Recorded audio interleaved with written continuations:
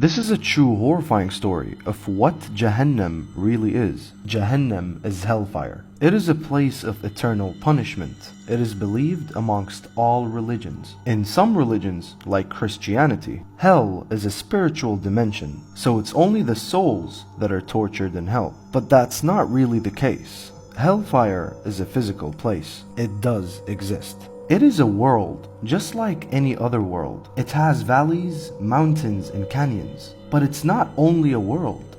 This thing breathes, it roars, it speaks. Hellfire is a beast.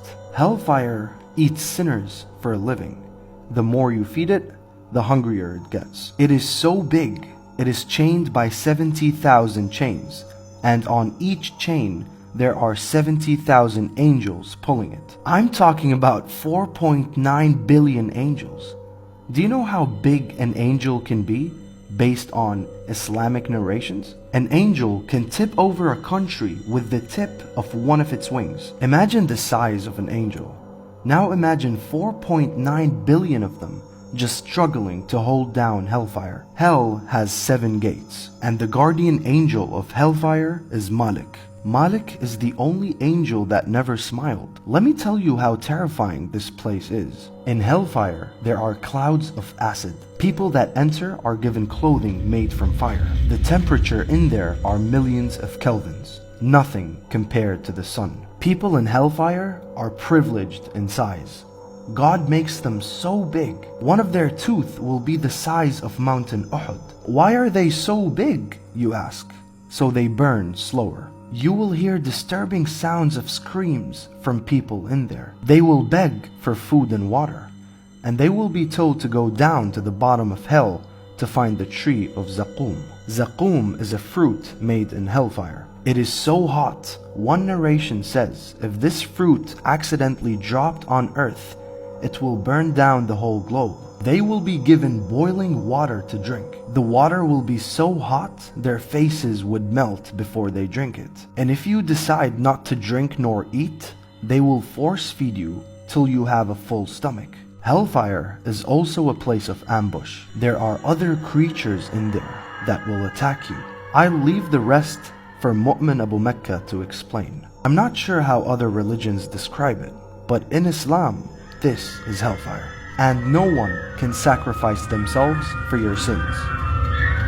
This is a true horrifying story of a haunted house in Jumeirah 1. This story was submitted by a family, a mom, a dad, and 3 daughters. The story happened in 2016. Jumeirah 1 is an old area in Dubai. Many houses there are old, though they are very expensive, since they're just a 5-minute walk from the beach. This family moved in a new house with a 1-year lease contract. After organizing furniture, they moved in and the 3 daughters picked the rooms they wanted. On the 3rd night, the youngest daughter, age 10, came to her sisters crying, saying she doesn't want to sleep in her room anymore. When they asked her why, she didn't want to speak. She then slept with them in another room that night. On the 4th night, she comes back at 1 a.m. crying again, but this time, she seemed petrified. She was shivering, begging not to sleep in her bedroom. One of the sisters gets up and walks towards her room. She bends over to get a peek, while the 2 other sisters were staring at her from behind. This sister got paralyzed from waist up. She wanted to scream for help, but she was not able to move a muscle. And her sisters behind her didn't know that she was struggling. She was frozen in her spot. She fell down a few seconds later and she runs to wake up her parents. She was shouting intensely, explaining what just happened. The father gets up and gently goes inside that bedroom as if someone in there was calling him. He goes in and shockingly closes the door behind him. It was a terrifying moment of silence as the whole family waited for the father outside that door. A minute felt like an hour. He comes out with an agitated face and says, "All of you should leave this house now." The mother knew exactly what her husband was going through. She acted normal. She took her daughters and left the house. Never try fixing a situation like this if you're angry. This is the latest update. The father is fine. The daughters are okay. The whole family is safe and happy in a new home. But just to show you how haunted this house is, in 2018, the landlord decided to demolish and rebuild this house. They were 2 weeks behind schedule because 13 deconstructing equipment were damaged during the process.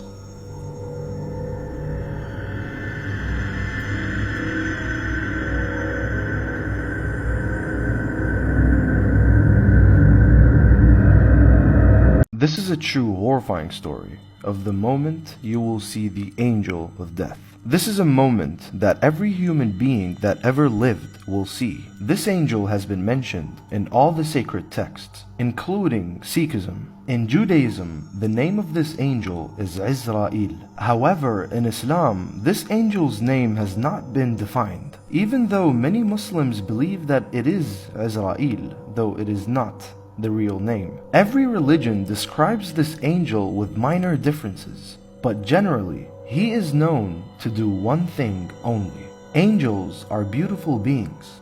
There are billions of them, or maybe even trillions around us. They are huge, and they are powerful, and they are made from light. However, there are 4 angels that you do not want to meet. Malik, the guardian of hellfire. Munkar and Nakir, the angels that test the faith of the dead in their tombs. And lastly, the angel of death.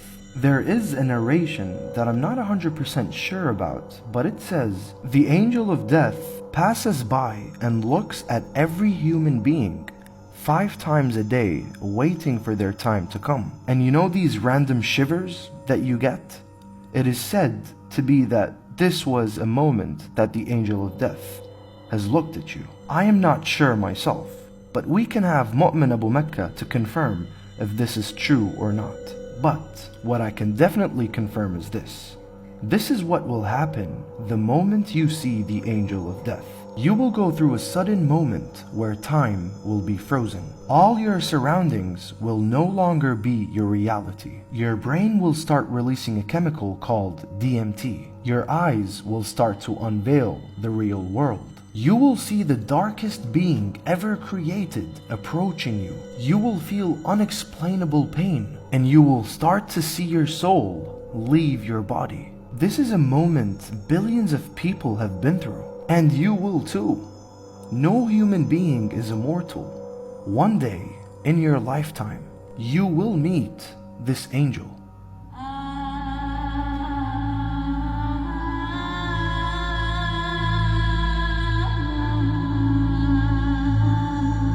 This is a true horrifying story of what causes jinns to possess humans. For those who don't know what jinns are, they are the paranormal. They are demons. Some refer to them as evil spirits. Other religions refer these incidents as demonic possessions. Regardless of what religion you follow, a demonic possession is a thing that is mentioned in your books. This episode is not specifically a story, but I will explain the details on how possessions happen. Now remember, there are 3 causes and 4 conditions behind the jinn possession.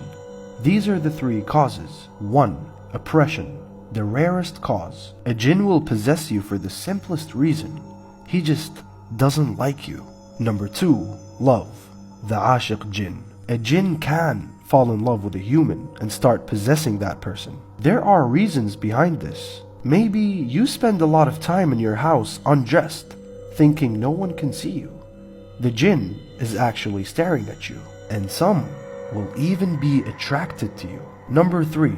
Unintentional harm. When you accidentally harm a jinn, an example, you poured boiling water somewhere outside, and it accidentally harmed a jinn.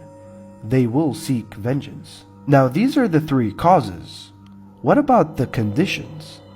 Can jinns possess you at any time, anywhere? No. There are 4 conditions you must meet before a jinn can possess you. Condition 1. Extreme anger. When you're in a state of extreme anger, you are widening the gate for a demonic possession. Condition 2. Excessive fear. Same thing. When you're in a state of extreme fear of your surroundings. Condition 3. a state of excessive heedlessness, not physically, spiritually. And condition 4, pleasure. It is the state of when you are alone enjoying your desires. You know, when you do what you do while watching inappropriate content. These are the 4 conditions that you need to be in for a jinn to possess you. But these conditions aren't always the case for a demonic possession. They are the states for the jinns to possess you, and they only open a wider gate for demons to use you. Demonic possessions are real, and they are lethal, and they are not easy to treat. Jinns are predators that we cannot see.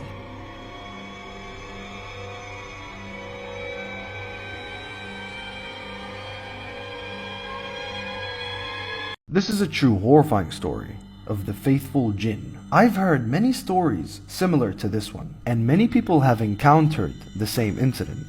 To some, it may not be horrific, but to others, this incident is terrifying. The story took place in Saudi Arabia. A man woke up rushing for the Fajr prayer. For non-Muslims, in Islam, we have 5 prayers a day. One of them is called Fajr. It's very early in the morning, and the prayer is made before sunrise. So the guy woke up rushing, and he realized that he missed the Fajr prayer. He was around 10 minutes late, and everybody was already gone, but the masjid gates were still open. It was still dark outside. The man goes in and prays alone. As he was praying, another man comes in that also missed the prayer and joins him. He didn't really pay attention to the man that was praying with him. He just noticed that he seemed a little different. The guy finishes his prayer and goes outside before the other man. He notices that there was only 1 pair of slippers outside, which was his. He runs back inside to look for the man that prayed with him, but there was no one inside the mosque. In the same evening, he goes back to the same mosque for the Isha prayer. The Isha prayer is the last prayer of the day. He tells the Imam of that mosque the whole story, and the Imam tells him this: "You were 10 minutes late to the Fajr prayer. Do you know what happened during the prayer you missed?" He said, "What?" The Imam says, "Before we started, there were only 2 men behind me. We began praying. After the Fatiha, I heard a crowd of at least 50 men reciting the word Ameen. I was shocked, wondering when did they all arrive. When I finished, I quickly turned my head and looked back, and all I saw were the same 2 men that were there before I started, shivering from fear." These are jinns. They didn't harm anyone. They're just praying. When you go inside a mosque that's empty, it's not really empty. There are other beings that worship the same God we do.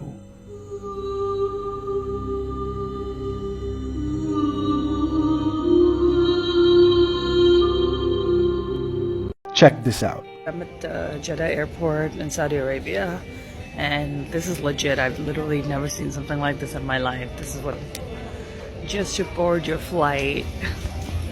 At.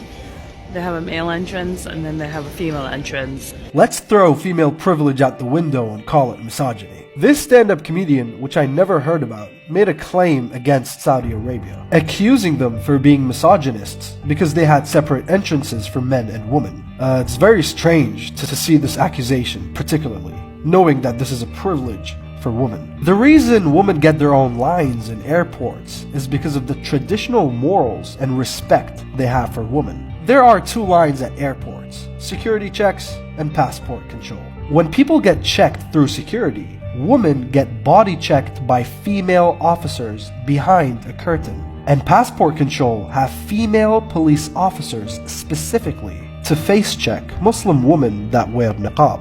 They don't allow men to see their faces without their consent, and they don't allow men to touch and body check women. And when it comes to boarding the aircraft, there are airlines from Muslim countries that will provide women that wear niqabs a whole row to themselves. But if the plane was fully packed, they will seat them next to female passengers. But you didn't know that, did you? It's privilege. It's not misogyny. Did I also mention that there are about 50 Muslim countries that operate with the same laws in airports, hospitals, banks, and clinics? I mean, looking at your first and last name, I'm assuming you were born a Muslim. How is that something you don't understand? It's pretty ironic as well. There are 200 million of your own people that are Muslim. Never thought Karens are qualified to be Islamophobes. You can use me in your next punchline. Take care.